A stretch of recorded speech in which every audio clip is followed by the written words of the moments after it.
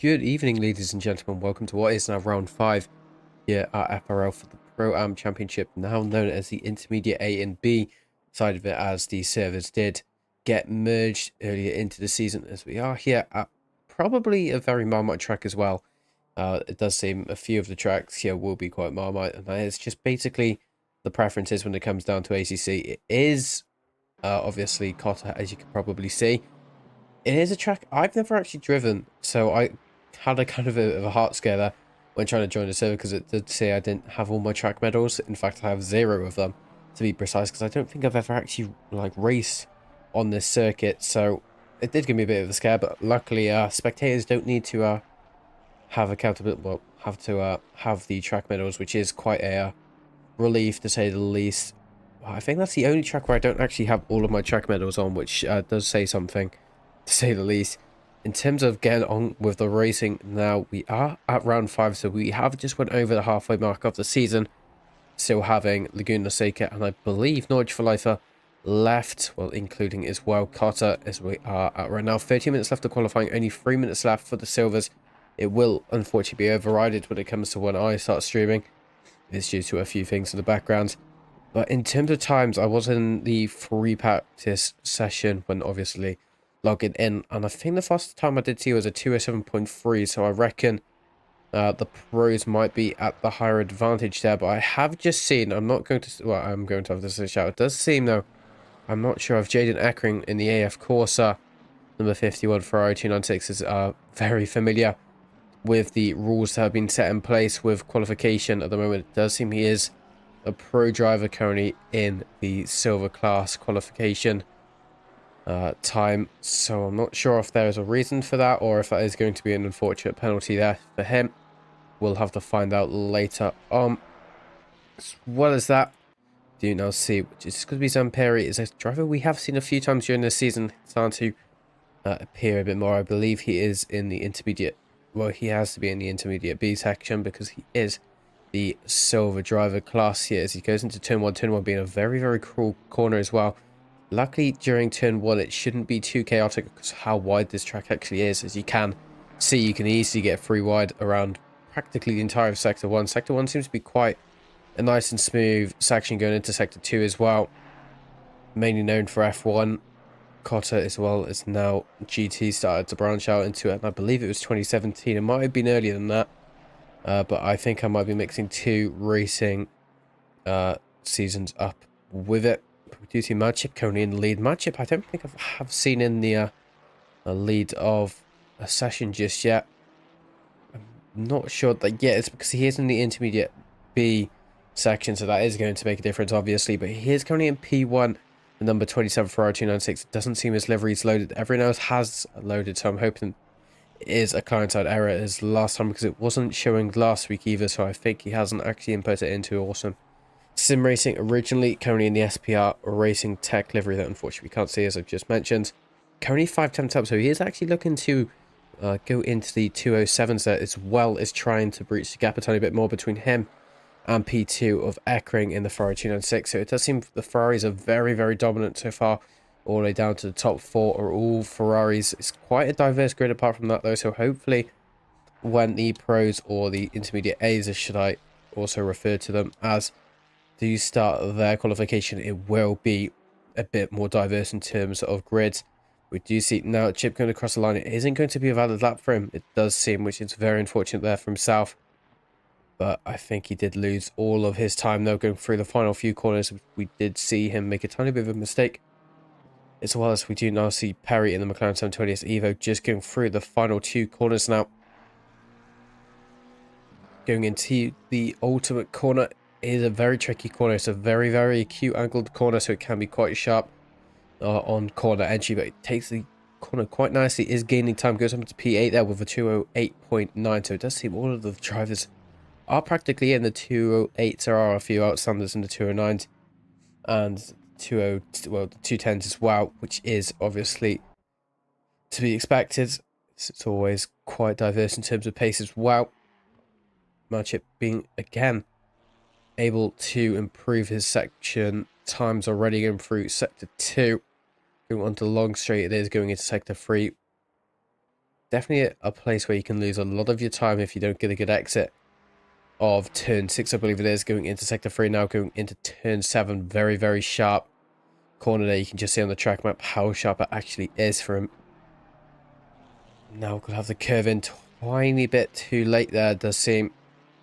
Is able to maintain his delta though. In fact, he is gaining now going into turn 8, I believe.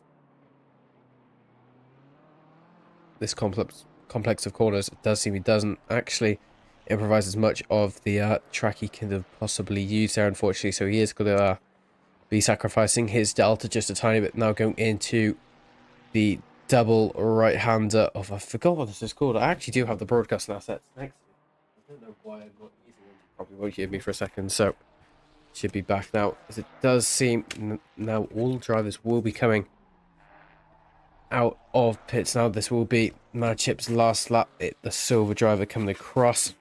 It's going to be him to not be able to set a faster lap time again. He did set a faster lap time, but it wasn't going to be valid there. I think that's something that's also going to have to be taken into considerations, how strict track limits are actually at this track. It's definitely something people don't think about as much, but when you get them, you do notice them quite quickly. So I do have my track map now, so luckily I should be able to see the corners better now, but we do see the pro drivers are out now, as well as we do see it does seem 2 drivers had the issue. There we go. That is going to be one of the 2, I believe, that did have the issue of not doing the correct qualifying or allocation. Now we do wait for the rest of the grid to do their qualification times. With only 7 minutes left, they do not have a lot of time to waste here, as we do see already one car slow in pits. I'm assuming they've already made a bit of a mistake and have returned to garage to that. So it's now going on board. Matthew Reynolds going on for the first lap now for himself, going through the start-finish straight. A very, very steep incline going in towards turn 1. So having to try and improvise all of the camber you can into the inside line, trying to take a bit of the curb as well to try and drag the car outwards a bit for rotation. You can see him doing that now, trying to not get too far onto the outside apex, because you can see those orange sausage curbs there can fling the car quite far. It doesn't look too steep in the in game, but they are quite ruthless, to say the least. It is the same here as well. You can, well, some of the cars can tolerate them a lot better than others, especially cars with the front, or the back engine cars, sorry, that will have the more, well, ground effect with the sausage curbs, and that is obviously what to expect. Most of the rear engine cars are more aero reliant, like the 992, for example, as you can see on screen here with Matthew Reynolds, compared to something like the BMW M4 that can obviously tolerate the orange curbs a lot better than obviously the rear engine cars, as I just said earlier.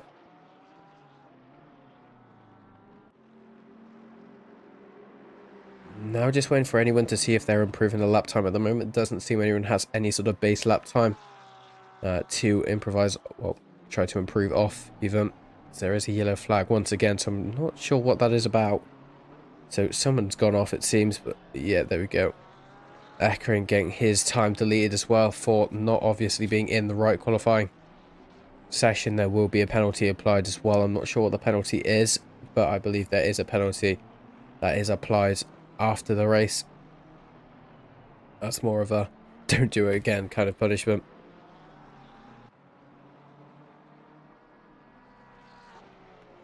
(13, 14, and 15 here for Matthew Reynolds.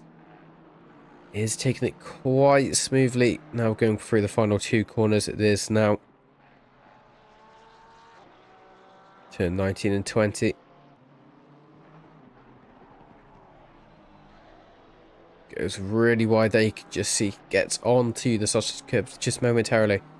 But it is going to be him losing a lot of his lap time, but he does a base time there for 2 minutes 11, so he lost a lot of his lap time there. But we do see John Weiser there in the open lobby racing. Bentley currently in pole position overall with a 207.1, but is at a bit of risk by Poulin behind him with about 5 tenths gap actually. So there is quite a major gap between them both, as well as Jean actually going through what I believe now.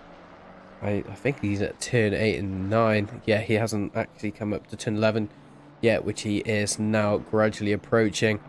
which is obviously the acute angled corner before going on to the massive straight before entering sector 3. Unfortunately, lost a lot of his time there on the exit of turn 10. Not sure how he's been able to do that, but he is going to be sacrificing a lot of his time going through the massive straight for turn 12, as well as now Poulin actually improving, looking to take away Jean's P1. Needs to find 4.5 tenths to do so. Currently at 5.5, so he is on track to do it, but we do actually see Jean is trying to, well, obviously improve his lap time as well, but he was at 10.5 up going through turn 12, turn 13 and 14 now. Seems to be a bit tricky for him. He is struggling a tiny bit, it seems, in terms of his delta, fluctuating massively between the red and the green delta, but he is able to, well, catch it back a tiny bit now going through the second UE of 16, 17 and 18.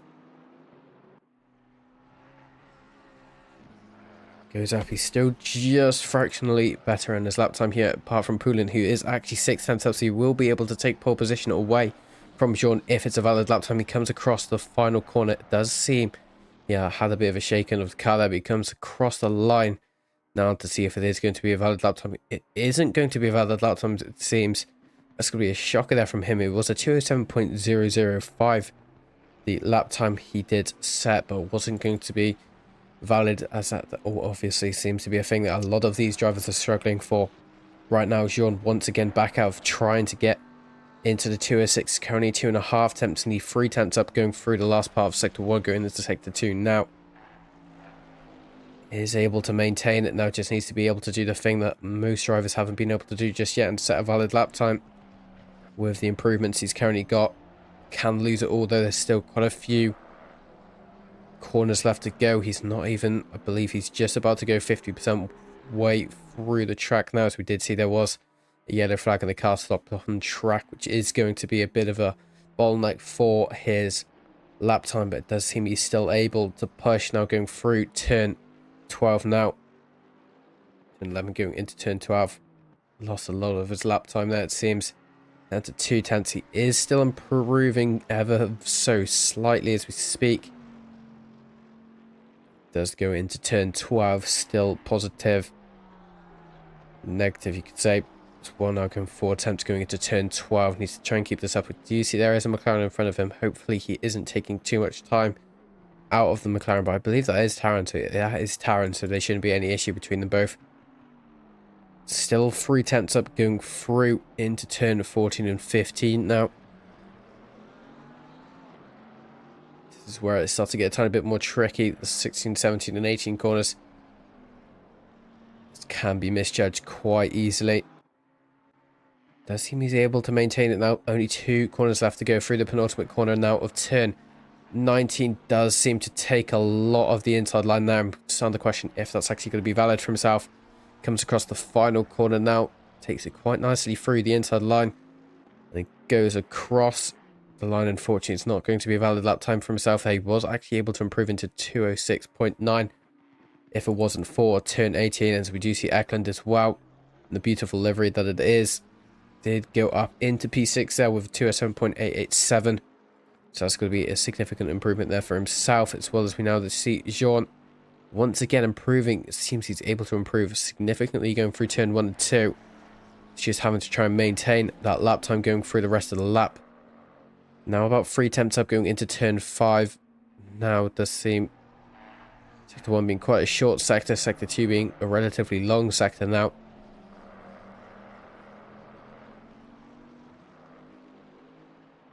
Does seem still being able to be an optimum track of 27 degrees Celsius as we speak, with only 34 seconds left of qualifying, so there isn't much time to actually be able to improve for himself here as he goes through turn 11 east now. He is once again just following Taron, as he is still able to increase his gap between him. Now it's up to 4 tenths on his Pist-West Delta that he could actually gain here before going into turn 12. As well as that, we can see Taron has gone into the pits there, so that is going to be the end of his qualifying. As now Jean goes through turn 14 and 15 now.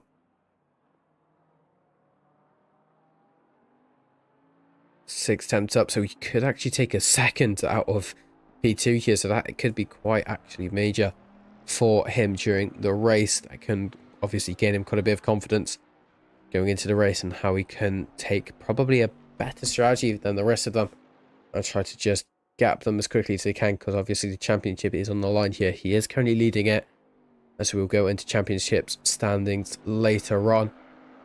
So now going through the final corner for himself, it does seem he loses a lot of his lap time going through the final few corners. It's like turn 18, 19 and 20. He is still able to hold up a tenth and a half there.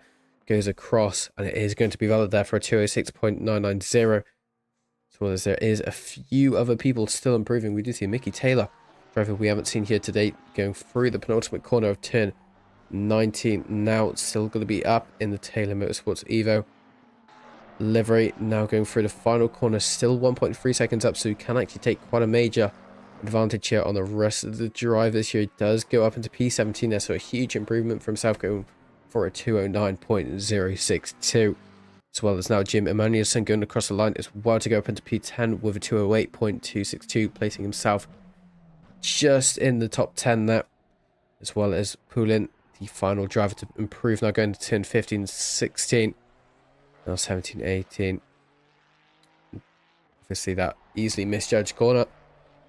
Still a 10th up, so you can actually take away P2 here from Poulin if he's able to keep it valid, and if he's careful. He is now 2 tenths up, so he can potentially, well, he's actually on track to take P2 away from Tarrant. In fact, he might be on track to take away pole from Jean, as he is able to go up 6 tenths going through the final corner here. Is he going to be able to keep it? No, he's not. He has to go right across the line to try to take it, as he goes for P2 there. 207.37 net for himself, and that is going to be him taking top 2 for this race here. Now, and that is going to be the end of qualifying here for now, as we can just go straight on to the calendar here. We can see now we are just going into the final 3 rounds here. Cota being what we're currently on, followed then by Laguna Seca, the other American track, taking place next week on the 30th of May. Then rounding it out at the Nordschleife for 90 minutes, the new track that was added just a few months ago. No, I think it was a few weeks ago, actually. I'm hoping it was a few weeks ago. But that being the newest track in ACC, and potentially one of the final tracks that we get in ACC before, as I'd like to call it, ACE, comes into play, AC Evo. I think it comes out in December, so not much waiting, and I'm kind of surprised there hasn't been many leaks about it.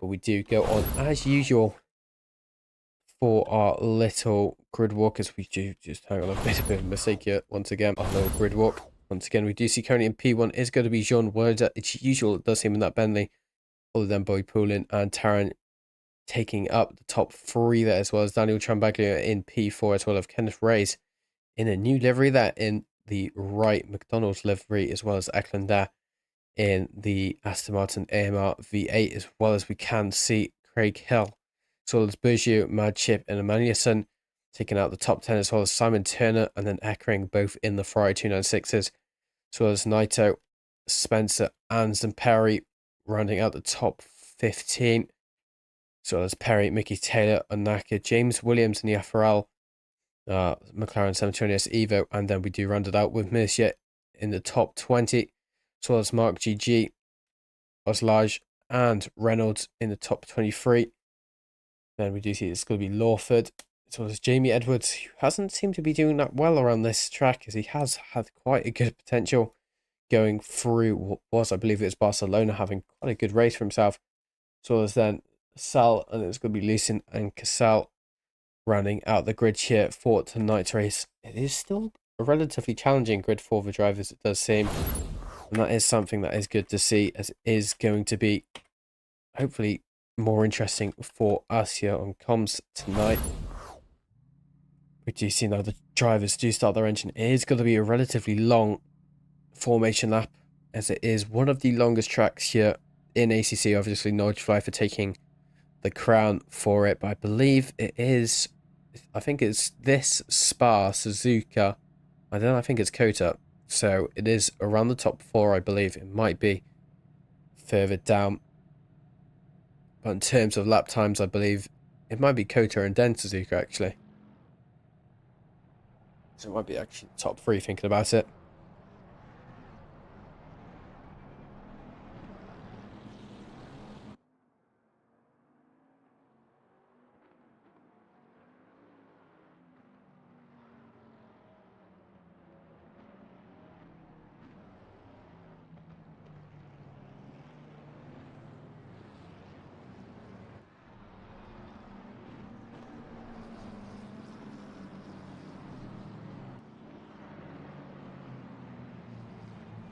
Do now go into sector 2 for the first time here tonight in our race as usual.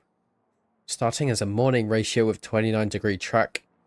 Temperature as well as an optimum, but looking at the cloud cover, it seems to be relatively thick. I'm not sure if we are expecting rain here for tonight, but looking at the clouds, rain could be quite a possibility here, which would be quite good here for us because that does change everything, as I do like amid climate change during a race. So it's now going further down the grid in P15, obviously being Giuseppe Zamperi, as we have seen all season in the BMW M4, practically at the halfway mark of the grid. P14 being identically in the halfway mark. Ross Spencer, driver we haven't seen that much during the season here in the Rossi Bob Racing livery. Ferrari 296 currently P14, if he will be able to maintain that position or if he's going to be able to go further forward or further back, we'll have to find out as we do see it again. What I do like to see is that Mark GG's livery has actually loaded the Greg's livery Porsche, and absolutely, I'll be honest, it looks like a really good livery, to be honest. The way he's actually, I'm not sure who's made it for him or if he's made it, but it's generally one of the nicest liveries on the grid, as well as Eklund's Aston Martin. But I'm not a livery designer. Well, I used to be a livery designer, but I'm past those days now.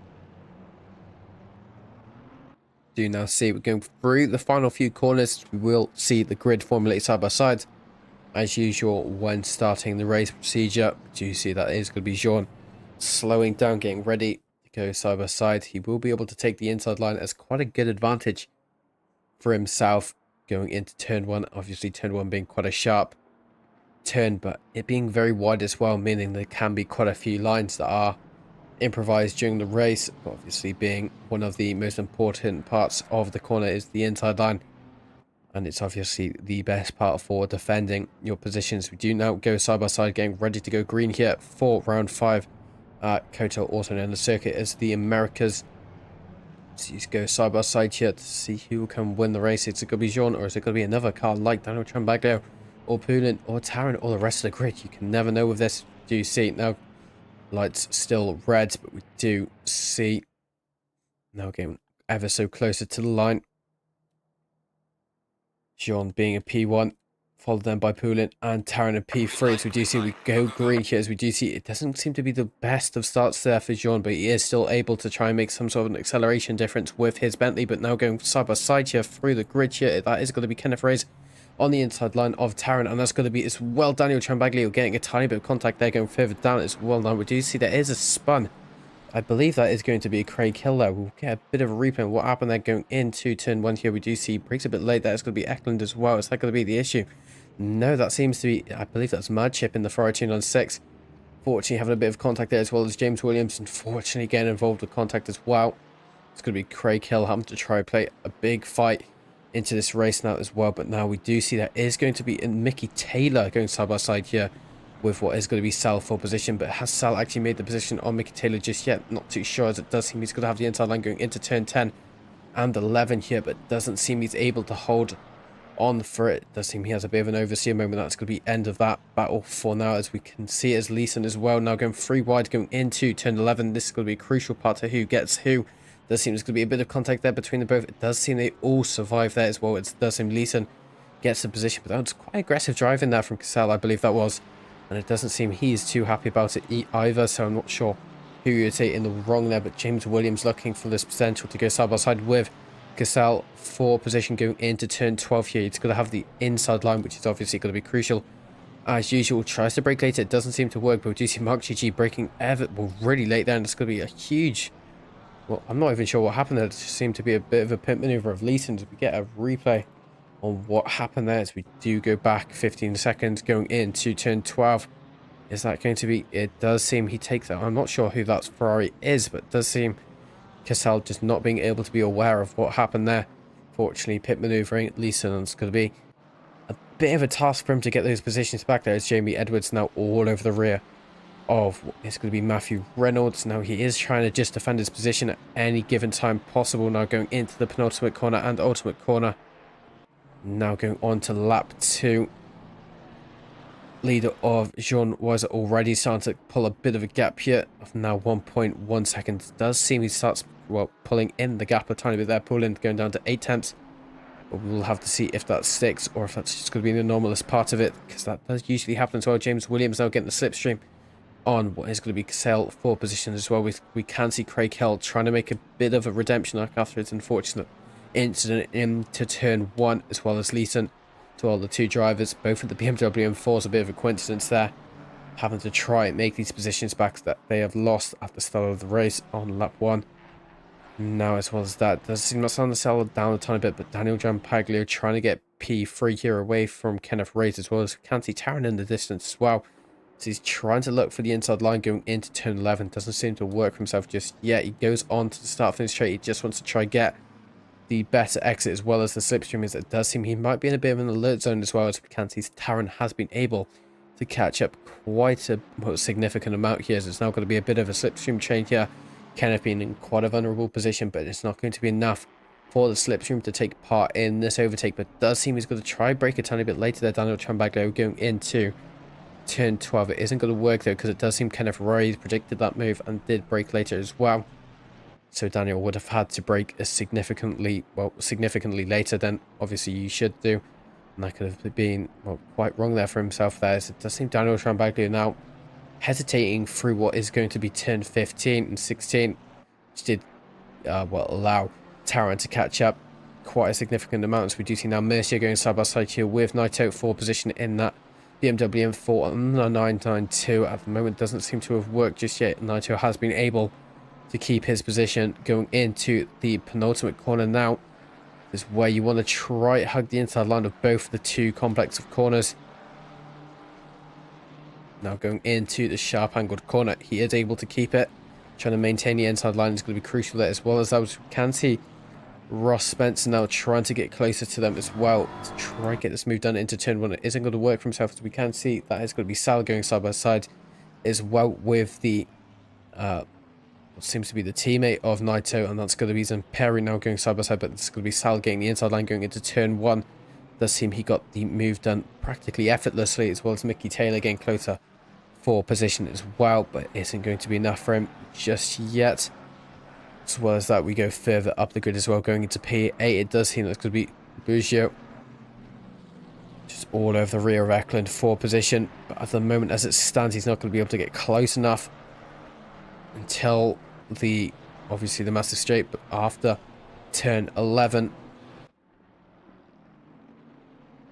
already 6 minutes into this race, has been quite a few fluctuations in positions. At the moment as it stands, it does seem Bugio though still in P8, and it's going to be Eklund still in P7. Now going on to the back straight here, he is going to have the slipstream, but we have seen in the past how little the slipstream has actually been able to do for these drivers.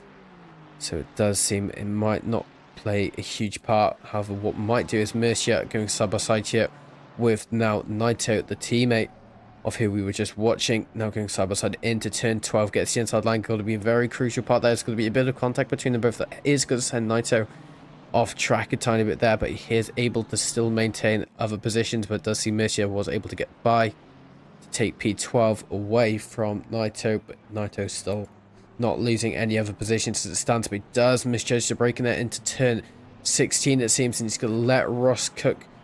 Ross Cook. That's going to be, I think it's Ross Spencer. Sorry, I got two Rosses mixed up once again. I think I did that last time as well. But that is going to be him. Going to be able to get by as well, as we can see. That's also going to be Mercier as well, who we were just seeing earlier. Now trying to defend for his position. Well, not defend, but attack for the position. But as we do see Naito being caught off guard a tiny bit there. Did seem Mercier thought he was... Well, no. Naito thought Mercier might have been braking a bit later than he should have. Nothing actually really happened there. But now we do see he's going to try attack for his position back. Going into turn 1, it doesn't seem he's going to be able to retaliate just yet for himself. Going into turn 1, however, we do see there's going to be a significant amount of overspeed there from Anaka in the Ferrari 296, as well as we can see Sal all over the rear of him going into the first few corners of Sector 2 now. Does seem now Anaka was able to gain a significant amount of time going through the first corner of Sector 2, also in turn 6, I believe. He's able to keep it for now as it stands. So it's going further back up as Kenneth Race now going side by side with Poulin, as it does seem Poulin losing a bit of time now, which is going to be a big break here for John, who's already been able to make a 4.3 second gap as it stands. Going on to the large straight here, this practically a slipstream train here. It's going to be Kenneth Race going side by side here, going into turn 12, gets the inside line, always the great spot to be for trying to overtake. And he is going to get the move done. It's going to be a switchback. Yes, there is. It's still going to be side by side, but Kenneth Race once again getting the inside line, going into turn 14 and 15. Now, but it does seem it was Poulin trying to just get the overspeed into it. Didn't work for him just yet, as he does have to tuck behind and accept defeat. But is he going to try retaliate once again? He does try retaliating once again, going into turn 16. Doesn't work for himself just yet, though. Kenneth Race having to try create a bit of breathing space for himself, but at the moment it doesn't seem to be working. As it stands, Kenneth Race P2, Poulin P3, Daniel Trambaglio P4, Taran P5. The battle for second place though isn't over just yet, as we go back in to the start finish straight. This is where the slipstream is going to help him, but it doesn't seem Poulin's going to be able to need the slipstream, but he does actually take back in after he did misjudge how much overspeed he actually had. But now going once again, going into turn 1. Is he going to go for the move? He does make the move contact. That's going to be a flying car there. What the actual... I've never seen that before. We're going to get a replay of that. Let's go on to the start finish right here. Do you see going into turn 1 here, there's going to be contact between the two drivers here, and that is going to be... that was going to be unfortunately there for Poulin. That's going to be him with so much damage, but that was him flying over to the sausage curb of turn 1, and genuinely I've never seen that happen in game before. That is a first. Now it's definitely a first for everything, to say the least, and he is going to be losing so many positions as it stands, losing what was 5 positions in the span of just 2 corners there. Just shows you how damaged this car actually is, as he almost makes contact with the McLaren now of Magnus. And as we go on board with him now, we can just see how much damage he could potentially be carrying when it comes to, in fact, the suspension damage, as I was trying to mention, doesn't seem he has much at all, as he is just trying to get out the way of other drivers. It stands just, well, for now, as well as Simon Turner. Now another Ferrari that isn't as damaged. You can see now Simon Turner is going to be on Emmanuel's. No, that I'm not sure. I think that's Mercier. Is going to be Mercier under pressure so far for P10. Yeah, Simon Turner trying to take it away from him. As it stands, it is going to stay the same. It might change once again, but Poulin now losing positions and dropping like flies at the moment. His positions, is he going to go into the pits this lap? Well, he has to. There is no way you're allowed to carry that amount of damage for, well, obviously 49 minutes, but obviously that pit stop that you have to take is going to be where you would usually do any damage if it was at a less significant rate, such a minor rate. But as it's such a significant amount of damage he has unfortunately been given, I reckon he will have to go into the pits this lap, even though it's not that long until we start seeing most drivers pitting, because you will see them pit, as we do see him now swerve straight into the pit lane here. I do respect him if he does stay into the race, as I do always respect that. But to see Matthew Reynolds being the only person to pit so far, maybe trying to do a different strategy for himself, can be quite an interesting strategy, because sometimes it can work and sometimes it might not. But if it does work, it does pay off quite well here, as well as Eckler now trying to get this position off Madchip P7. Madchip currently being in the battle for pole position in class here between him and Biggio. Currently in P7 and P6 overall, but P1 and P2 in class as well. We can see Eklund trying to get closer to his actual battle in class, which would be currently echoing in P5. Eklund, as it stands, currently in P6 in class and P8 all overall. Does seem he has a bit of breathing space behind him, but he has also gained a bit of breathing space in front of him as well. Obviously, you don't want to see, as do you see now Bergio under a bit of pressure from Manchip, as we could see going through turn 10 and 11. There was a ton of bit of side-by-side action between them both, but it didn't seem to work. And in fact, now that has caused Eklund to gain a significant amount of time on Manchip here going into turn 12. He gets the inside line here, Eklund. But is he going to even need it here? It does seem he gained a lot of time just on the overspeed at hand. But is there going to be? Yes, there is going to be a switchback. And that is now going to be, of course, Eklund having to turn to defend going into turn 14 and 15 here. Two corners you definitely need to try. And, well, obviously get the inside line for if a switchback does formulate. But the Manchip is able to regain his position at P7 as it stands for now. As well as now Naito all over the rear of Ross Spencer's car. Going into turn 18 and 19, well, 19 and 20 now as we speak. Still on the rear of him, but it does seem Ross Spencer trying to create a ton of bit of breathing space for himself as it goes right now. Naito is currently the faster driver, as you can see by him just being all over the rear of Ross Spencer. If Ross Spencer can try to put the pedal to the metal a tiny bit, he might be able to create that breathing space that he wants and try to get to what is going to be, I believe, is Oslage ahead of him. But that was a huge send there from Ross to try keep his position. It did work for himself, but he did lose quite a bit of time as well. Now going into the first few corners of Sector 1.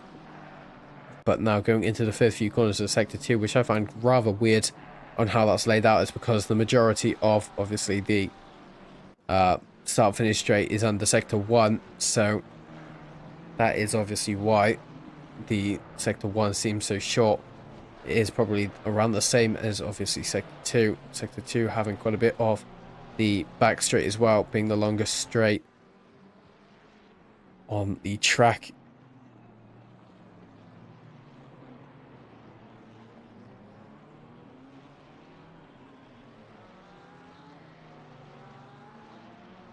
Quarter of the way through the race now, we can see going further down Jamie Edwards currently in the Ferrari 296 all over the rear there of Stahl. 4th position in the 992. Stefan Stahl could lose it going into turn 12 here. It does seem he's going to dive for the inside line there. Jamie Edwards, he does make a ton of bit of contact there between them both. Not a lot of room at all between them both, but that little bit of contact that has caused Stefan to go flying in that 992. Almost what we saw with Poulin earlier.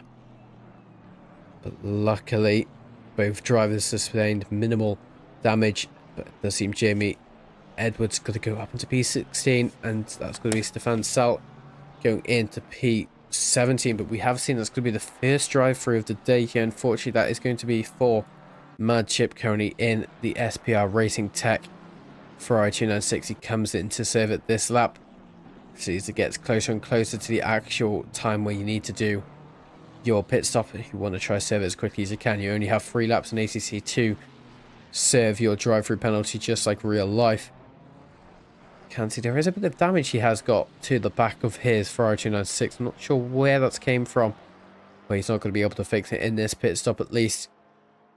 Can be up to 45 seconds he loses that, so it's quite a significant penalty if you get it. And around the track like Cota, I expect we might see quite a few more as well, especially with Sector 2 being, well, quite easily cuttable of the corners of the inside lines. You could just see the S's being one of the major points, and even turn 18 and 19 being quite cuttable as well.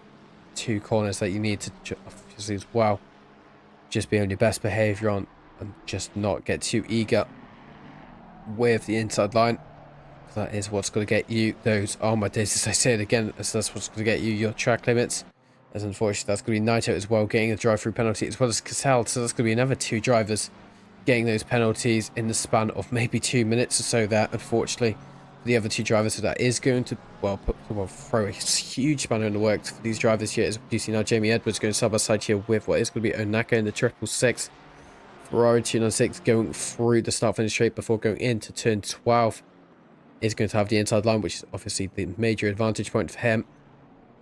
Now turn 12, if there is that switchback that is formulated, he can try to defend it going into turn 13 and 14. That isn't going to happen between these two. It does seem, in fact, it does happen very, very late there as well. As we could see, there was a bit of side-by-side between the, well, it's going to be Emmanuelson.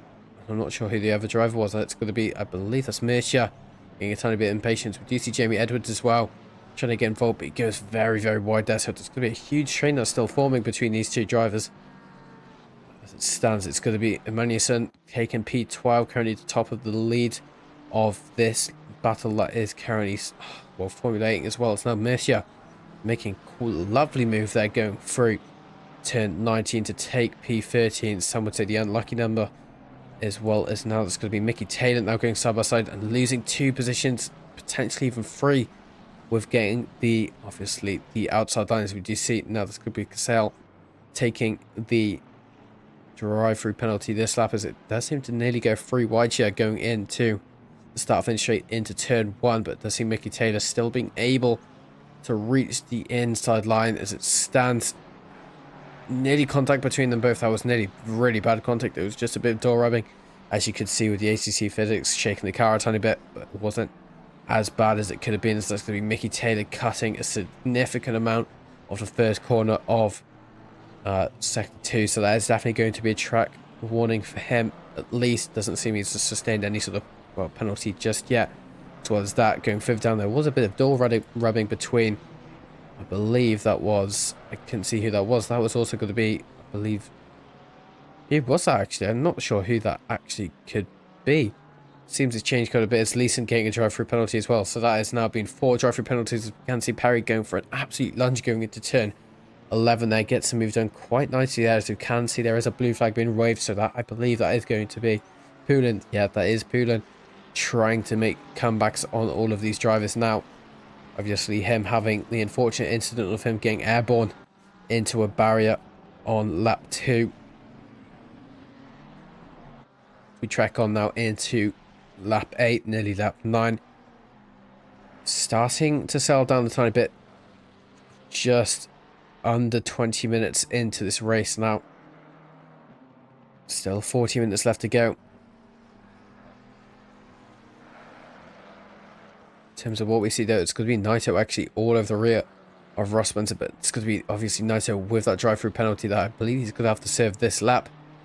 So that I don't think there's going to be a point of him fighting just yet, but he isn't going in this lap, so I'm assuming he still has one more lap to get it served. Otherwise he gets disqualified. But the slipstream doesn't seem to be too effective there for the 992. Seems to have lost a bit of time there to Ross Spencer this lap. Be a bit unfortunate there for him. It's not really much point of him trying to get it back though, of him having to do that drive-through penalty this lap. So that's now Sal going side by side here with what is going to be Mercia for position. There's going to be contact between the both, and that's going to be a bit of a pit maneuver from them. It's just leaving the racing room. Unfortunately, didn't happen there between those two. So we can see Onaka now, as well as that's going to be Poulin, I believe, going side by side. And Poulin getting the move done quite efficiently on the drivers and gets back up and try to unlap himself from the rest of the grid. He still has 39 minutes left to go, so there is definitely time for him to get these moves done. But currently, in terms of what we see further up the grid, we can see it's going to be Weiser, or whether John Weiser being able to get 9.1 second gap, so he's already, well, made quite a big breathing space for himself. So that is going to be good for him, as well as we can see Mercia, on the other hand, not having much of a breathing space at all, trying to obviously attack Onaka for position. As it stands, it hasn't worked for him just yet, as we can see Poulin up the road as well. Just getting the blue flags triggered at him, but he is not going to be listening to those because he is faster and can easily gain a second on these drivers so far as he goes now side by side here. Mercia going for the inside line, going into turn 12. He brakes later, but we can see as well Onaka reacts to that and he brakes later as well. So it's going to be both of them still side by side, but it does seem now Onaka getting the inside line going into turn 13. Is it going to work? There was little to no racing room there for Onaka, so he has to back out a tiny bit. That's going to lose him a bit of time, but he's still side by side with him. Is he going to try to do another switchback going into turn 16? It does seem he tried it, but now going into obviously the famous corners of turn 17 and 18. Isn't going to be able to make it done yet. Mercier has seemed to have got the move done for now. So it does seem the gap started to create a tiny bit, as well as now Sal being able to catch up quite significantly going into the ultimate corner, but it does seem to start leaping into the pits. So there's 38 minutes left to go. So we will start seeing some of these drivers heading into the pits, as we can see Naito as well, who had to go into the pit for his drive-through penalty. So these drivers coming in to do their first mandatory pit stop. Only one of them to have to be served for tonight. We'll start seeing, well, most of the drivers pitting at the halfway mark, identically doing a half and half strategy in terms of fuel. This being quite a tire consuming track as well. Obviously you can handle an hour on the same tires, but it really depends. I don't think it is worth the going tires unless it is mandatory. So that's going to be I'm not even sure what really happened as we get a replay on that. It does seem that's going to be Ekron, sorry, going into turn 12. They just misjudged his braking zone massively going into what is turn 12 on Taron, and unfortunately just makes a tiny bit of contact between them both. It's not going to be too much damage for both of them, as unfortunately Lawford gets a drive-through penalty as well. It's going to be drive-through penalty number 5. Now so it's going to be him going over the huge sausage curb there. That's going to be careful of him getting a puncture there, echoing, but does seem he's still going, loses a bit of time there, unfortunately though, to Tarrant. So he is going to have to fight a bit harder for the position he wants to get. As well as that, we do start losing a few of these positions now. We do now see Craig Hill starting to fight for his positions once again, trying to do a bit more of an undercut than the rest of the drivers. Obviously him having the issue that caused him to become dead last for at least a few laps or so after being pitted on lap 1, turn 1, has caused him to have quite a task on his hands to try and get the rest of the grid back into his original place. He still has, unfortunately, 19 cars to overtake to be in his original qualifying position, but in terms of the biggest winner so far, in terms of how many people they have overtaken, it is going to have to be Jamie Edwards so far, with 14 positions gained since the start of this race, starting in P25 as we saw, currently now placed in P11. Great work from him so far, as well as we can see Oslage as well with 13 positions from grid space number 22, now in P9 as we can see in the screen, as well as we can see that it's going to be followed then by the almighty Mercia, who we have seen pretty much all stream so far, always been in some sort of battle. Currently in P13, was in P20, gained 7 positions, as well as Eckering, who gained 7 positions. In the AF course, Ferrari 296 was in P12, now in P5, so definitely a big improvement for himself so far, as well as Leeson with 5 positions gained, and then Mark GG with 4 positions gained. And then in terms of, unfortunately, the biggest loser in terms of how many positions they have lost, it's going to have to be Poulin so far. Started P2, currently down in P28, unfortunately a whopping 26 positions lost. It's going to be followed by Craig Hill, who started this race in P7, now ended up into P26. Looking like he's going to try and get this move done to Matthew Reynolds for the position now. So this could be him going up another position, but unfortunately losing 18 positions so far.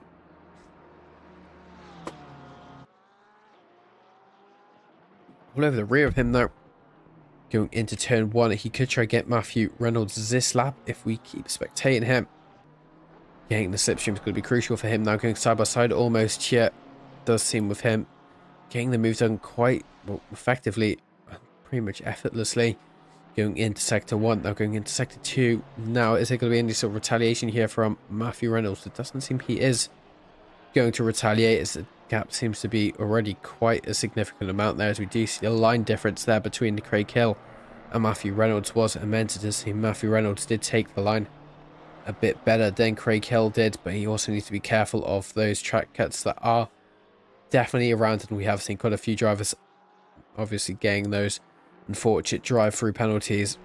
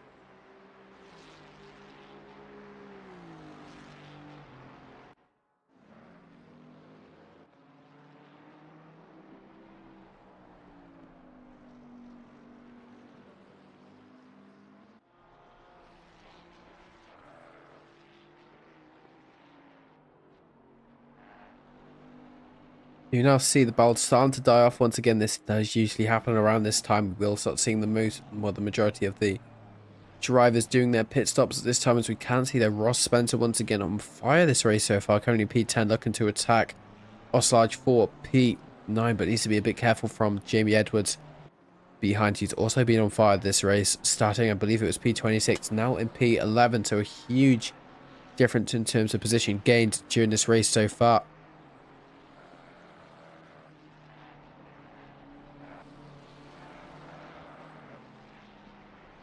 Moonstar JBP. I recognize JBP. I'm not sure if it's an abbreviation for a company. If not, then scrap whatever I've said. Saying let's go Chabelle. I believe Chabelle being Tarrant currently in P3. Doing quite a good job so far. He had a bit of a rowdy start to say the least, but being able to get back up to P3 so far is quite impressive. Need to try shave down the 10-second gap that currently is between him and P2 of Kenneth Ray's. Then there is quite a big breathing space between P1 and P2 of 12 seconds so far. So it does seem the top three are quite isolated with each other so far. But that is going to be how it is for now. But it seems now Leeson unfortunately getting a stop-go 30 penalty for himself. Speeding in the pit lanes being another penalty I haven't discussed during this race just yet. Definitely one of the more cruel penalties that are given out when speeding. I'm not sure what the tolerable... well, how much you have to speed in the pit lane for it to actually count. I believe it's probably 1 kilometer an hour, probably maybe 1 to 5 is probably the max between them both. Oh, I've got you mixed up with another company then that I believe a broadcasting agency, so sorry. Yeah, actually it's an identical abbreviation, but hey ho. So it's Simon Turner. Now still behind him, and does look by the last laps it is still going to be in Simon Turner's... No, it's not going to be in Simon Turner's favour. It's in Eckland's favour so far by about... yeah, about 2/10. There is quite a bit in it, so he has just been able to gain. Well, try to chip away time as it stands, but is he going to be able to do it for the rest of the race? It does seem now hitting the exact half-hour mark of this race after go. It does seem Eckland goes into the pits there, try to... well, do some sort of overcut or undercut on the rest of the drivers in the field.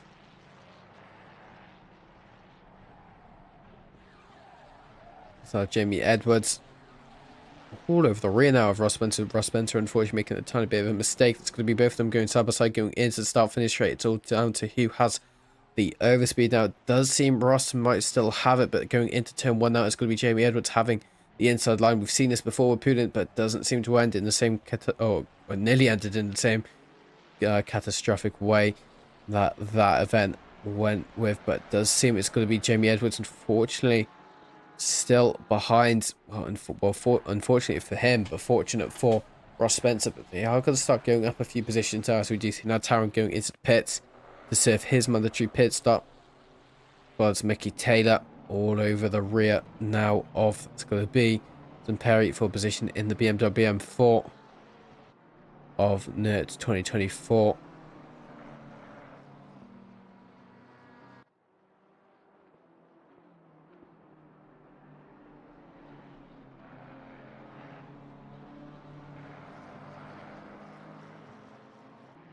With now only 28 minutes left to go, and that being roughly... what's half of 28? 14 laps left to go. Oh my days, I should know that. With roughly about 14 laps left to go. A tiny bit less depending on how... well, yeah, it's going to be probably about 13 or 12 laps thinking about it. It is starting to get a bit more tighter between the drivers. Now some of these drivers, well, mainly of them, doing their pit stops. Now as we do see, it's going to be Cassell having to let the drivers go through. So now we do see Ola open lobby racing. Jean flying. The flag for Ola. Come on, Mickey and Matt. Yeah, Jean doing an absolute thriller of a job so far. 12.8 seconds between him. It's actually now 13.9. It just doesn't update for you guys every millisecond compared to what I get. It does seem yours will update every sector, but you can see now it's gone all the way up to a 13.5 second gap so far, which is actually quite remarkable for the only Bentley on track. To say the least, it definitely seems it's paid off to be in that. As well as Mickey Taylor, I believe that's the Mickey. That's the only Mickey, so I'm assuming there's currently in P18, nearly P17 here as we stay on board with him for a second, going into the back straight, going into sector 3 here. All over the rear of what is going to be Zamperi once again, going into turn 12. Isn't going to be able to do it side by side going into turn 12 just yet, but he is going to be all over the rear of it going into the final few complexes of sector 3 here, it seems.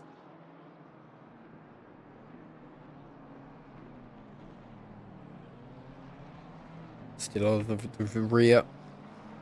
That was not English, I apologize. And Matt as well. I'm trying to think who Matt is again. It's not him. Oh, Matthew Reynolds. Yes, I see.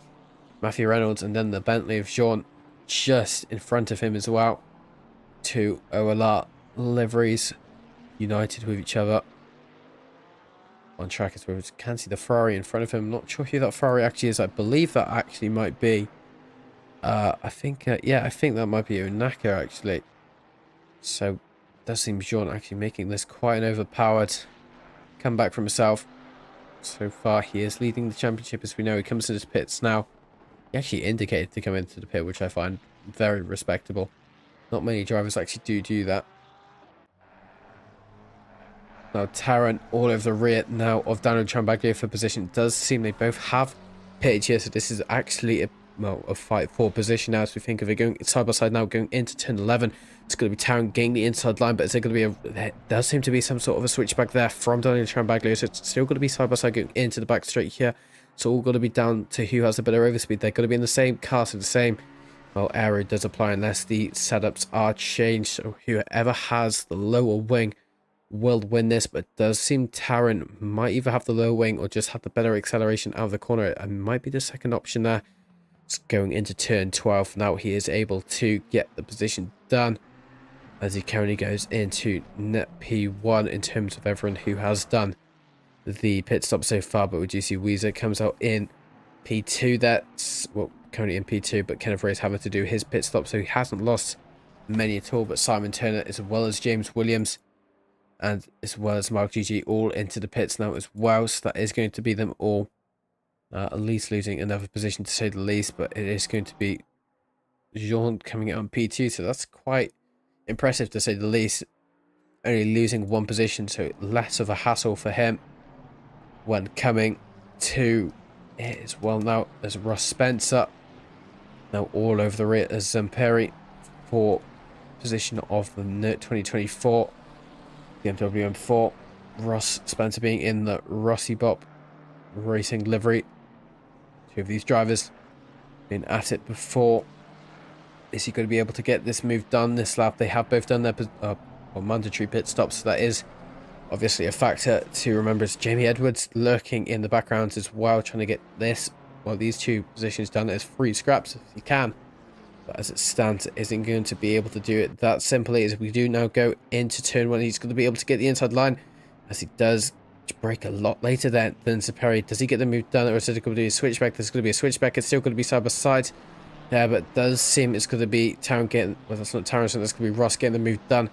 As well as now we do see Jamie Edwards lurking on Zamperi for position as it stands. So that's going to be something that probably is going to be changed in the next few laps or so, unless we can see Giuseppe holding on for his position for dear life for the next 23 minutes left that we have of racing. As well as we can see Madchip as well all over the rear of Perry for position. But as it stands, Perry seems to be in the faster favour here in terms of the best lap time. Madchip has the best lap time of a 2:08.062 compared to Perry's. Oh, so this could be contact between them both. That's going to be him going into the wall. Oh, it does seem he waits there for him, which I do find very, very, very good. But that's going to be, unfortunately, Perry going into the pits here as we get a replay of what's just happened as we do see going into turn, well, I believe that's turn, yeah, that's turn 10 there, unfortunately.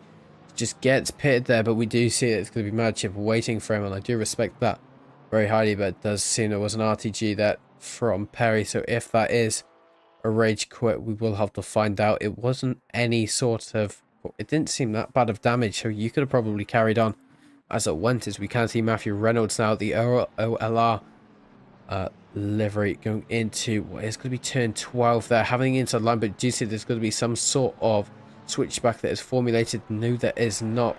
Madchip having to make these positions back now after he tried waiting for Perry. Does seem Perry still in the pit, so as it speaks, is he going to come out of the pit, or is that going to be, unfortunately, another disconnect of the night? It stands now. Matthew Reynolds still ahead in P21.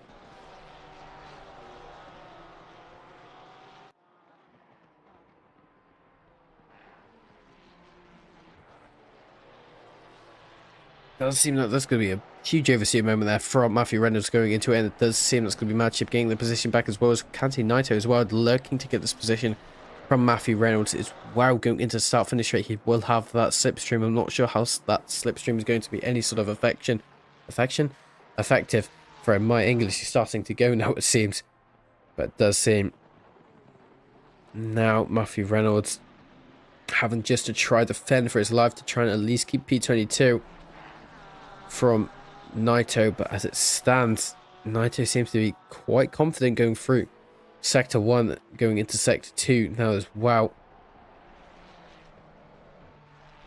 Doesn't seem Naito's going to be able to get past just yet.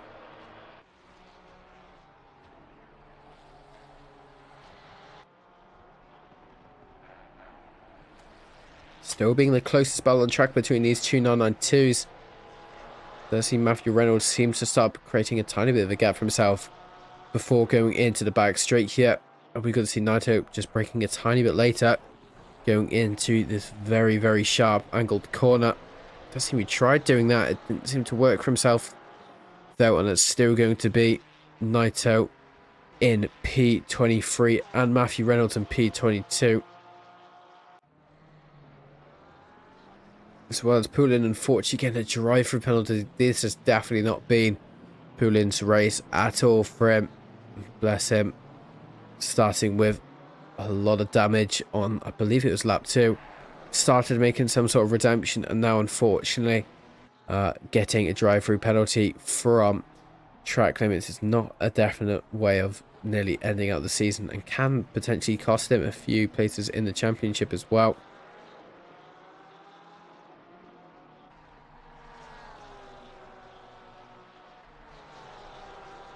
You see now going side by side here, going into turn 18 and 19. Matthew Reynolds getting the inside line of turn 19, going to be quite crucial here, but Naito having a big amount of overspeed compared to Matthew Reynolds, just getting the move done pretty effortlessly now as we do go into the final corner. It does seem Matthew Reynolds tried to do some sort of retaliation there going into it. Didn't seem to work for him, though, as it does seem now he's going to go into P23, Naito going into P22, and it's going to be the end of that for now, unless it's going to be any sort of retaliation going into turn 1. It doesn't seem so. Naito's starting to create a bit of a gap for himself, as well as now Emmanuelson seeming to gain on Zimperi. Zimperi not having much of a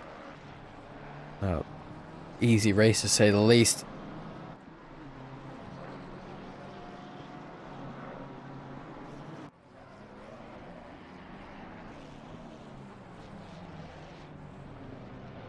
Does seem like Zimperi makes a bit of a mistake there going into turn 11. It's going to be both of them going side by side into the back straight here, going into turn 12. It's going to be something we need to wait for, as it does seem Poulin and obviously as well Perry both have unfortunately retired from the race. We can see now Emmanuelson trying to break a bit later going into turn 12 here. Getting the inside line is going to be crucial for him. It gets the move done quite easily. It doesn't seem there's going to be any sort of comeback from Zimperi there from that. This does, well, seem to stay in the same order as it stands for now, unless obviously anything happens there, as well as can see Jamie Edwards and what's going to be Russ Spencer both fighting going into turn 18 and 19 here. Between them both going into it, does seem Jamie Edwards getting the inside line into both of these corners, but it does seem Russ is still able to hold it ever so slightly now getting into turn 19 and 20. It was going to be an advantage point there for Russ if he was still side by side, but it isn't now. But it does seem Jamie Edwards still being able to keep his position at P11, as well as now does seem Ross Spencer's still staying in P12 as OLR, saying, come on, Mikey, top 10 is on the card. It definitely is. Is it Mickey or Mikey? I think it's Mickey. Well, it says Mickey on there, but I'm not really sure. I think it's Mickey, though. As well as that. There we go. Whoa, what just happened there? I was distracted with chat there. It does seem now going into turn 3. What happened here? Does seem was with Stefan Salt, so I'm assuming there was some sort of incident between them both. Does seem, oh, gets tapped there from Stefan Salt, and that's going to be a lot of damage hitting the wall at a very, very high speed there, and he is carrying a lot of damage here, and that's going to be, as well as that, Leeson giving another drive-through penalty, and that's going to be, I believe, drive-through penalty number 8 here. That's going to be a lot of damage there for Mercia, and that's going to be a race through that for him. As we can see, Simon Turner goes side by side with Bergio. These two drivers, both in that Ferrari 296. Both going to be probably on similar setups as well, because they're both probably having the same preferences, because if they're in the same car, they obviously like the same idea of probably, I think it's more of a balanced car, so I'm not sure if you get more understeer or oversteer with it. I don't usually or tend to drive the Ferrari at all. The two cars that I do main is the Lexus and the McLaren 720S, two cars I absolutely love. But Ferrari is something I've tried getting along with, but it's just Spa that puts you off, especially going through a Rouge Radiant, especially having the car bomb out and just nearly fly into oblivion is something that can be a bit sketchy to say the least. All over the rear now, Simon Turner trying to go for the inside line. Doesn't seem to work for him just yet, as we can see that was going to be Bergio just breaking a bit later. As we can now see an Eklund getting involved for this, for position number 6 here, but now this could be position number 7 that Eklund is trying to chase down, and this is what Bergio wants. Bergio wants Eklund to fight with Simon Turner for position so he can start to create a tiny bit of space for himself. But as it stands, it's still going to be this freeway battle, as it does seem Eklund starts dropping off a tiny bit as Simon Turner tries to once again attack Bergio at any given opportunity he can. With a quarter of the race left to go now, can he keep it for 15 minutes? It's going to be a bit of a task. I've not really seen a driver who has been able to keep it for 50 minutes, especially as we can see there was a bit of a mistake there from Bergio. So it's going to go side by side going into the back straight. It's all down to who has the top speed with it, who had the better acceleration out of the corner. I believe it might be Simon Turner. He got the better line. It does seem he's almost all past Bergio going into turn 12 here, but it does seem Bergio's going to break a bit later to try and get the inside line going into turn 13 and 14, which he's still trying to attempt. He breaks later. That was almost contact between the two drivers there, but it's still going to be Simon Turner in P6 for now. But as well as this now, Bergio of this Eklund has just begun being demoted to P7. Could potentially be demoted to P8 as well, if Eklund is able to get the pedal to the metal a tiny bit and keep his car rolling in the right direction at a faster speed that Bergio can do. As well as Naito as well, going side by side here with what's going to be Onaka for position. Almost goes for it, but we can see Onaka just trying to defend it at any given opportunity he can. It's still going to be Naito in P21 and Onaka in P20 now, 13 minutes left to go. Starting to get closer to the single figures. Now less and less time for the drivers to recover from a mistake, but also less and less time for drivers to focus. So there is 2 points of that. Obviously, this is being a split season of 60 and 90-minute races, only being 2 90-minute races. One of them we have just had 2 rounds ago. We had Brands Hatch last week, and then the week before that, was it? No, it was Donington last week, sorry. Yeah, Donington last week, and then the week before that we had Monza, which was classed as a 90-minute race. And then the season finale, as we see Eckering unfortunately getting the 9th drive-through penalty for all of the drivers so far. And that's going to be unfortunate for him, and that's going to lose him quite a few positions, potentially going into the top 20s. So that's going to be unfortunate there for him.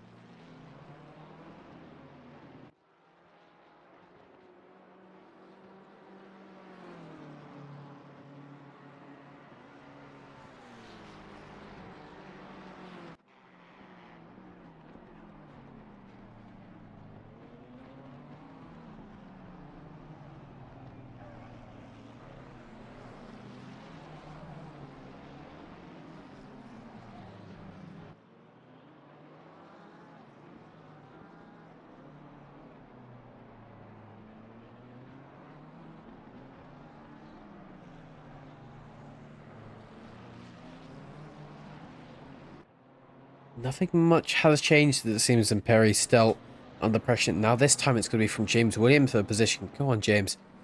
Trying to go for the outside line going into turn 18 and 19. Doesn't seem to work for him just yet. He's going to have to try to tuck himself behind as it stands. But for now, he just has to keep with it. Sal being able to create a tiny bit of breathing space now, as we can see now. Zamperi under an immense amount of pressure here from James Williams. Behind of him, getting quite a good overspeed going through the exit of the penultimate corner as he does go side by side here, getting a better line through the ultimate corner, but it does seem the McLaren speed isn't going to be as good as the BMW so far. But we do go in to the final 10 minutes now, so we can see James Williams potentially getting this position done, as well as we can see that is going to be James. I'm not sure who that is. That seems to be Jamie Edwards, who has just, well, reappeared out of the pits there. That is going to be Eckering even, sorry. They're both in the same livery, so it's hard to identify who is who.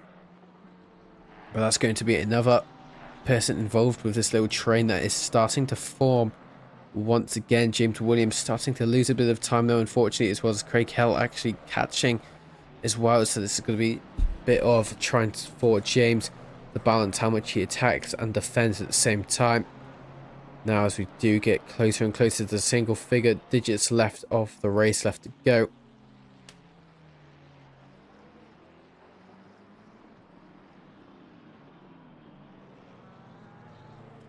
Craig Hill now putting quite a bit of pressure on James Williams here going into the back straights. Is probably going to be his primary focus here, James Williams, to just try and keep Craig Hill out of his current position, unless he can get past Imperi, which at the moment it doesn't seem he's able to gain enough time going into turn 12, unless he's going to try gain it going into the rest of the complex of corners of sector 3, being one of the harder opportunities to overtake. Turn 12 and turn 1 being the most obvious places where you can overtake quite safely, but we have obviously seen that immense crash that involved Poulin earlier.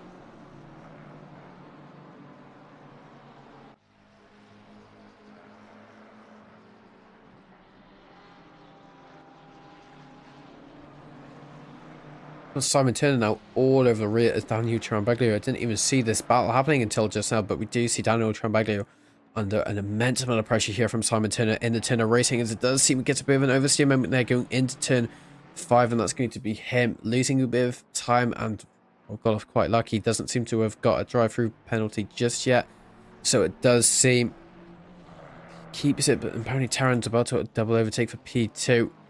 Does seem it's not going to be a double overtake, but it's definitely going to be a potential overtake here on Kenneth Ray, so he's able to obviously sheet down the gap that it currently was between him and P2, which was 10 seconds originally between them both. But we go back on board with Daniel Trambaglio for now, as it still goes side by side with these two drivers going into the back straight here. It's all going to be down to who has the better top speed. I believe the Ferrari might have it, but it does seem in this scenario, it does seem it's still going to be a drag race here, but the Ferrari just ever so slightly getting it, but it's going to be too wide in both ways here, so it's all down for position here. Eklund still having the advantage there for him and Biggio's fight, but we do see now Daniel Trambaglio not having the advantage point that he wants from Simon Turner's perspective, as we did see a bit of a glitch there from Simon Turner going into turn 12. We do see now Biggio was able to gain the position on Eklund now, as he's trying to get a load of pressure on Daniel Trambaglio, but doing that, it does seem he almost hit the back of Daniel Trambaglio, which did leave for him to lose that position to Eklund there. Biggio, unfortunately for him, now going back down to his original place there, unfortunately for him, but going back on board with the Terrence battle.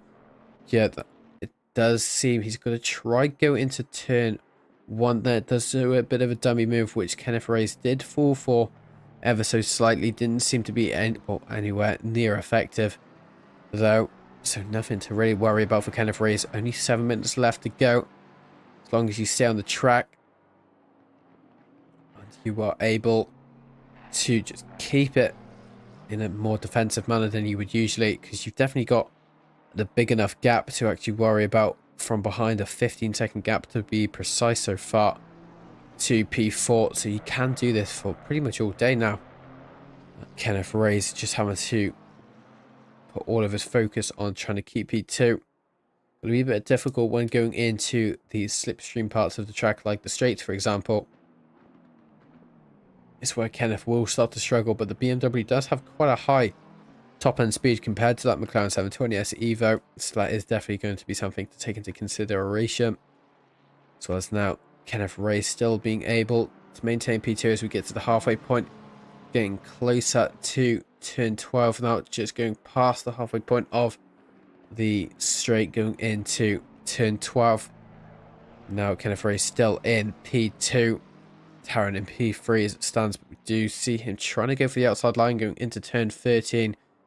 Now is it going to work for him as he just has the sail behind, but it does seem Kenneth Ray makes a tiny bit of a mistake. Now this could be him under an immense amount of pressure from Taron, as Taron looking for any perspective to try and get by at any given moment, but as it stands, Kenneth Ray still being able to keep it planted and not make it, well, legally easily to get past as well. Now he does have the block off the entire racing line there, as we could see Tarrant looking to go for the outside line of the penultimate corner of turn 19, but now going on to what is potentially one of the final laps. Now this could be the third to final lap,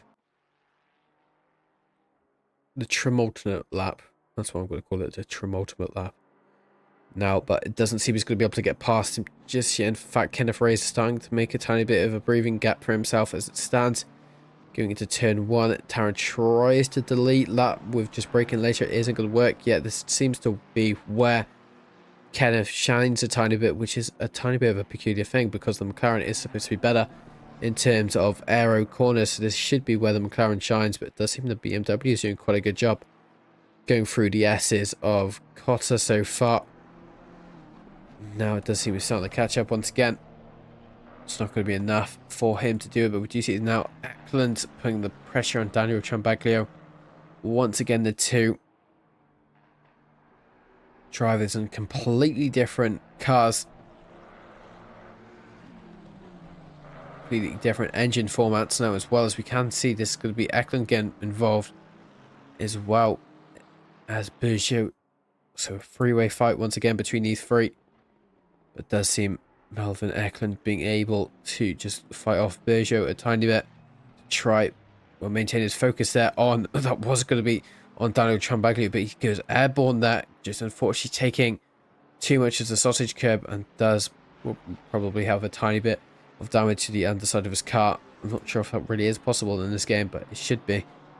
As Mark GG as well. Now on Zamperi for position with only 3 minutes left to go. He needs to try and get this position done as quickly as he can.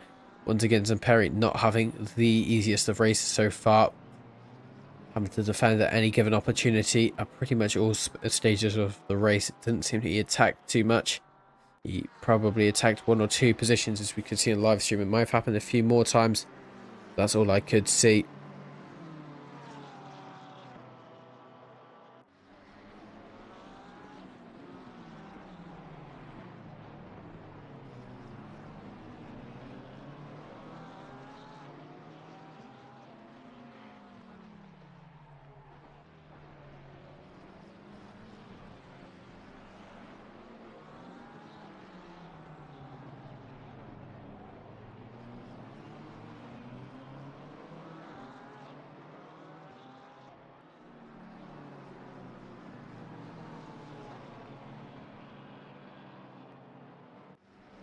Yeah, momentary yellow flag there, so we can still see it happening.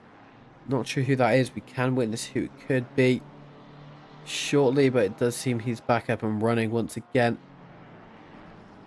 Seem he lost a bit of time there, but it did seem to be Craig Hill once again, so we will see what happened there. 15-second replay going into turn 19 there. Was it him that was the issue? It does seem it wasn't him who was the issue. I'm not sure what happened there. It might have been someone actually trying to enter pits, but they do seem to all still be running, so I'm not too sure who that was.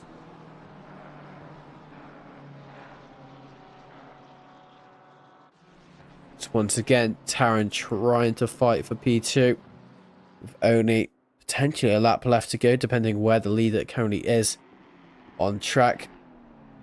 Does seem leader now going through the final few corners. This is definitely going to be the final lap, to say the least. Jean currently doing quite a good, well, a brilliant job to say the least, being able to catch about a 30-second gap here. As we can see, it's all starting to get a bit rowdy here between the two drivers. Okay, the leader is on the final lap now. Give it all you can.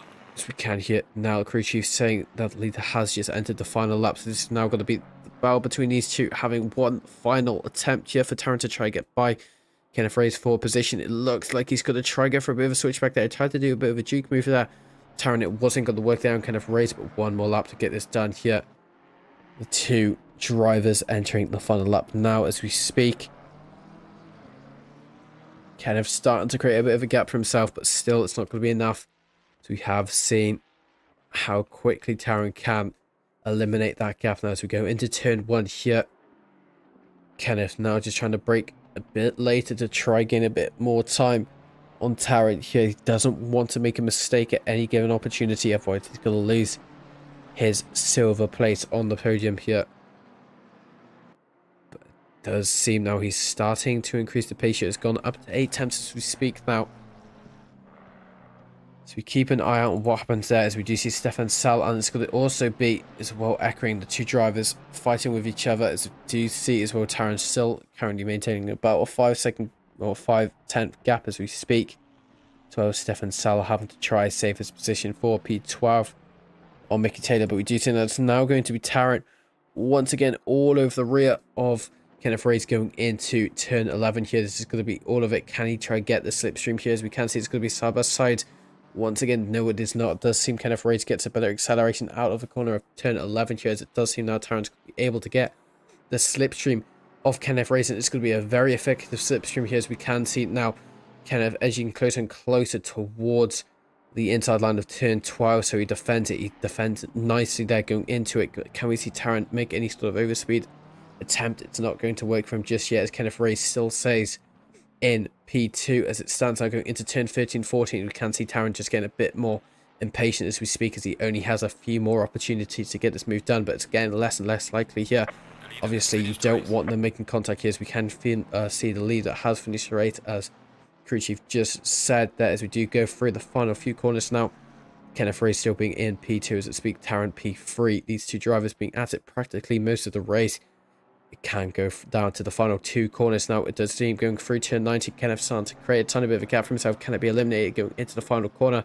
This is Taron's final chance to get this move done, but it's not going to be done here, as it does go into the start finish straight here, and that is going to be Kenneth taking P2 and Taron taking P3 there. That was absolutely remarkable driving from both of these drivers. Pat on the back for the both of them. Made very, very good commentary, to say the least. Obviously, P1 being Jean. Why is it then it's going to be P4 there from Simon Turner, as well as Daniel Trambaglio just coming across the line as we speak now, as well as we can see Eklund and Bujo in P6, and then Eklund in P7. Jamie Edwards going through the final corner as we speak, currently in P8 in the end zone. Ferrari 296, as well as Ross Spencer, as well Emmanuel St. Mickey Taylor, as well as what happened there? That's going to be Stefan Sal, unfortunately spinning on the final gap there. We do see there's going to be contact there. It's going to be him, and unfortunately I believe that could be Jamie Edwards there, or is that going to be Ekerin? It might be Ekerin, actually. I can't really tell between the two liveries. That's going to be him getting spun on the final corner and losing so many positions here, unfortunately for him there, finishing in P17. Only a few drivers left to go, as we do see now Alex Naito going across the line. So, well, a bit dangerous there of all of the drivers just stopping on the actual track itself. Definitely not recommend you guys doing that. Can lead quite badly if you have a direct drive wheel as well. Onaka now going through the final 2 corners, the penultimate corner and turn 20, in the final driver to finish the race here tonight. Currently in P20 in the DSRT RJB solution, as we do see him coming across the line now, and that is going to be the end of today's race. I'm sorry, I'm starting to go a bit insane, as I have not slept much at all, as it does seem Moonstar not too happy about Taron not getting P2, but unfortunately there's two races left. Obviously Laguna Seca and Lodge Flyfer. OLR saying cracking race and cracking commentary, plenty of action, thank you very much, mate. And then Madship saying sorry FR out, that was a very bad drive from me, and sorry who he hit. obviously, everyone makes mistakes, mate. I won't stress about it. Obviously, incident tickets are still available. They will be available instantly after this race. There will be announcements about it as well. So obviously, anything that you might find a bit uncertain, there was a few, let's say, hectic incidents to say the least. You were definitely not the only one, Mad Chip, so don't stress about it at all. But obviously, Laguna Seca being next week on the 30th of May. And then obviously Norwich for Life are running it out for the 90-minute race. But apart from that, I am going to leave you guys. I reckon you guys have a great rest of your evening. And I will see you guys for next week. Have a great rest of your evening. Good night. Bye.